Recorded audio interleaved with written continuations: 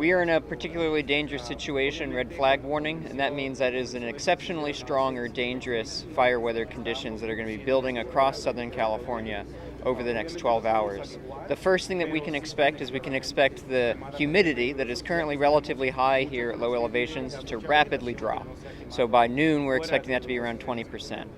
After that, we're expecting the gusty northeast winds to build in. Those will start building in on top of the mountains first, and they already are. There's already gusts being observed on top of the mountains around 50 miles an hour or so.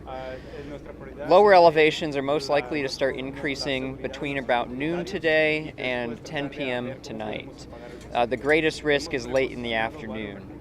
So these winds, to mix to lower elevations, they either have to do one of two things. They have to channel through terrain, or they have to mix with what we call mountain waves. Here, in the San Gabriel Valley, the only way to really get the winds down here is when they mix in mountain waves. And that means the wind is very inconsistent.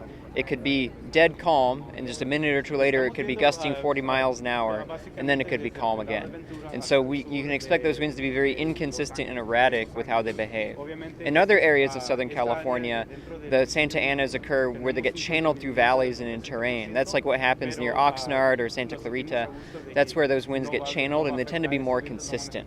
But they're very localized. Like if you get behind a blocking feature, there's no wind. If you're within the valley, there's a lot of wind. So depending on where you are, the winds could behave differently, but in either case, they're going to be very strong and dangerous with very dry conditions. The good news is, as I mentioned earlier, the period's pretty short. The strongest winds is only about an 8-hour period, and then although the winds will remain on top of the mountains, they probably won't mix down nearly as much over the next couple days, but we're going to remain exceptionally dry with humidity below 10%.